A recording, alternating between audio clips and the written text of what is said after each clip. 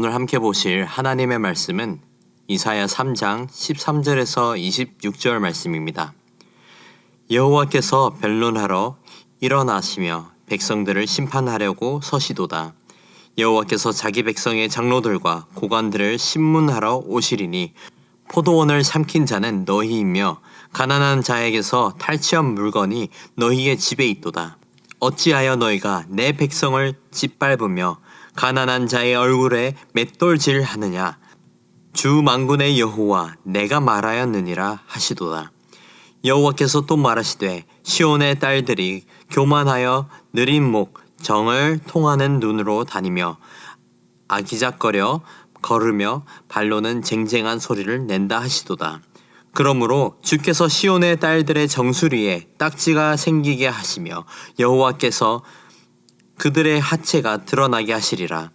주께서 그 날에 그들이 장식한 발목걸이와 머리의 망대와 반달 장식과 귀고리와 팔목걸이와 얼굴 가리개와 화관과 발목 사슬과 띠와 향합과 호신부와 반지와 코고리와 예복과 겉옷과 목도리와 손주머니와 손거울과 세마포 옷과 머리수건과 너울을 제하시리니 그때에 썩은 냄새가 향기를 대신하고 노끈이 띠를 대신하고 대머리가 숱한 머리털을 대신하고 굵은 배옷이 화려한 옷을 대신하고 수치스러운 흔적이 아름다움을 대신할 것이며 너희의 장정은 칼에 너희의 용사는 전란에 망할 것이며 그 성읍은 슬퍼하며 곡할 것이요 시온은 황폐하여 땅에 앉으리라. 이사야서 3장은 하나님께서 유다를 심판하시는 내용을 담고 있습니다. 이스라엘 백성들의 죄악 때문에 하나님께서 그들을 마치 소송하는 것처럼 말씀하고 계십니다. 당시 유다 상황은 매우 심각했습니다. 1절에서는 유다 백성들의 모든 양식과 의지하는 물을 다 거두신다고 하시면서 심판이 시작됩니다. 그리고 더 나아가 하나님은 유다의 모든 용사와 전사와 재판관과 선지자와 복술자와 장로와 오십부장과 귀인과 모사와 정교한 장인과 능란한 요술자들을 거둬가시고 유다의 사회 질서와 권위를 파괴하신다고 하셨습니다. 그리고 그 결과로 유다는 사회적 혼돈을 겪게 되면서 백성들은 결국 궁핍해지고 괴롭게 될 것이라고 했습니다. 이렇게 유다 백성이 심판받게 된 이유도 분명하게 전해지고 있습니다. 간단하게 말하자면 이 예루살렘과 유다는 그들의 언어와 행위로 하나님의 영광을 가리는 죄를 범했기 때문입니다.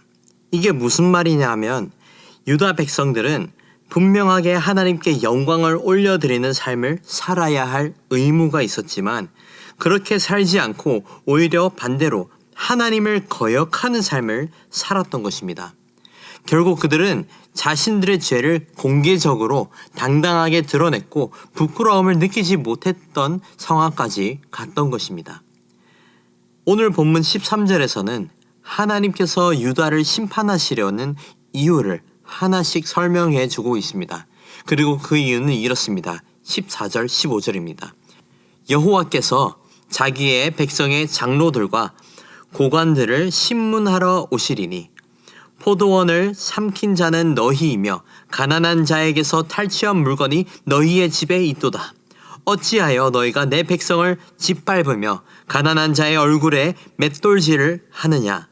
주 만군의 여호와 내가 말하였느니라 하시도다. 유다의 죄명은 이렇습니다. 가난한 자들에게서 탈취하고 그들의 삶을 더 비참하게 만든 것입니다. 이렇게 가난한 자들을 탈취하고 그들의 삶을 짓밟은 자들은 다름 아닌 유다의 장로들과 고관들이었습니다. 하나님은 유다의 장로들과 고관들에 대해 가난한 이들을 돕지 않았다는 죄를 묻는 것이 아니었습니다.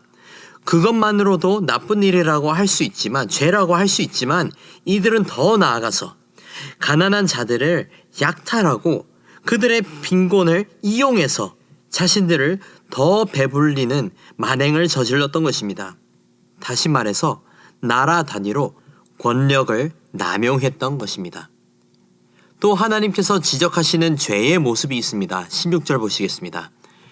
여호와께서 또 말씀하시되 시온의 딸들이 교만하여 느린 목 정을 통하는 눈으로 다니며 아기작거려 걸으며 발로 쟁쟁한 소리를 낸다 하시도다. 시온의 딸들 혹은 유다의 여자들은 교만했다고 했습니다. 그들은 자신들이 남들이 보기에 우월하다고 여겨지는 것을 좋아했고 이러한 시선을 즐겼습니다. 그리고 무엇보다도 정을 통하는 눈으로 다녔다고 했습니다. 다른 말로 그들은 성적인 눈빛으로 남자들을 유혹하고자 했던 의도로 다녔던 것입니다. 그리고 이들은 자신을 치장하는 일에 바빴습니다. 그래서 16절 하반절을 보시면 이렇게 나와 있습니다. 아기작거려 걸으며 발로는 쟁쟁한 소리를 낸다. 치장에 관해서는 하나님께서 베드로전서 3장 3절에서 4절을 통해 이렇게 말씀하셨습니다. 너희의 단장은 머리를 꾸미고 금을 차고 아름다운 옷을 입는 외모로 하지 말고 오직 마음에 숨은 사람을 온유하고 안정한 심령에 썩지 아니할 것으로 하라. 이는 하나님 앞에 값진 것이니라. 하나님은 분명히 외모로 꾸미는 것보다 내면의 사람을 꾸미는 일에 먼저 집중하라고 하신 것입니다. 반대로 외모를 아무리 꾸며도 그 내면을 꾸미지 않는다면 헛된 것이고 하나님께서 기뻐하시는 모습이 절대 아니라는 것입니다. 오늘 본문 여인들의 모습이 딱 이랬습니다. 유다의 여자들은 화려함, 사치, 그리고 자신을 치장하는 것에 집착했습니다. 그들은 자기 외모와 겉모습에 필요 이상으로 많은 시간을 할애했던 것입니다. 하지만 반대로 자신들의 내면은 전혀 가꾸지 않고 교만과 이기심과 죄악만 가득했던 거였습니다. 그래서 이들에 대해 하나님의 심판은 그들의 영광을 벗겨버리는 거였습니다. 18절에서 23절입니다. 주께서 그날에 심판한 그날에 그들이 장식한 발목 고리와 머리의 망사와 반달 장식과 귀고리와 팔목 고리와 얼굴 가리개와 화관과 발목 사슬과 띠와 향합과 호신부와 반지와 코고리와 예복과 겉옷과 목도리와 손주머니와 손거울과 세마포 옷과 머리수건과 너울을 제하시리니. 이렇게 이들의 영광을 벗기시고 하나님께서는 추가적으로 심판을 내리십니다. 24절에서 26절 말씀입니다.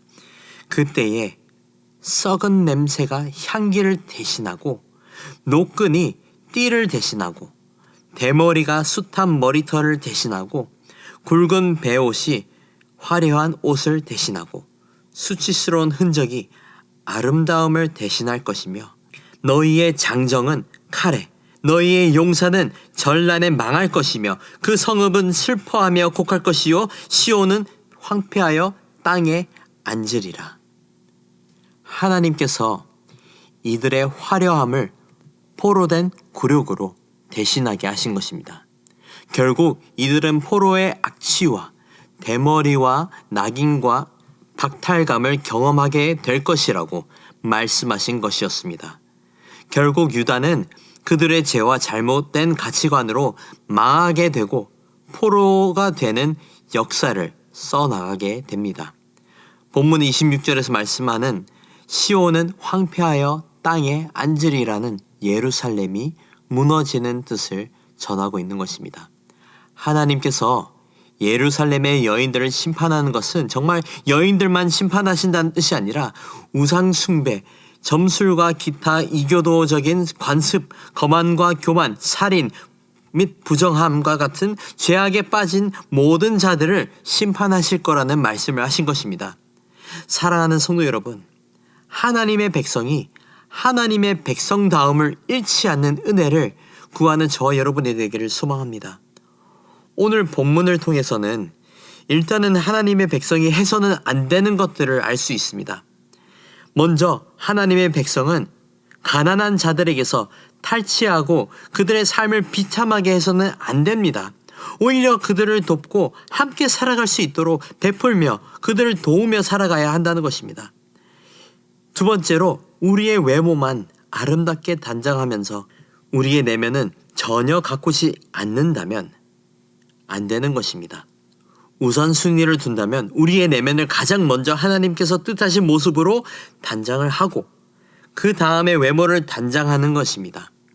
사랑하는 성도 여러분, 하나님께서 기뻐하시는 백성의 모습은 연약한 자를 돌봐주고 내면을 가장 먼저 아름답게 단장하는 자입니다. 인간의 욕망과 세상의 가치관으로 살아가는 것이 아니라 진정한 하나님의 백성의 모습으로 살아가는 저와 여러분이 되기를 주님의 이름으로 축복합니다. 함께 기도하겠습니다. 거룩하신 하나님 아버지 감사합니다. 주님께서 우리의 왕 되시고 우리는 주의 백성 되었음을 다시 한번 기억하기를 원합니다. 주의 백성으로서 이 땅의 가치와 질서를 따르는 것이 아니라 하늘나라의 가치관으로 살아가며 하나님의 법칙으로 살아가는 은혜를 허락해 주시옵소서. 다른 유익과 만족을 찾는 것이 아니라 쫓는 것이 아니라 우리가 살아가는 이곳에 하나님의 나라가 임하기를 소망하며 살아가게 하옵소서. 아버지, 우리의 생각과 마음을 지켜주시고 연약한 자들을 섬기고 우리의 외모보다 우리의 내면을 먼저 단장할 수 있는 믿음을 허락해 주시옵소서.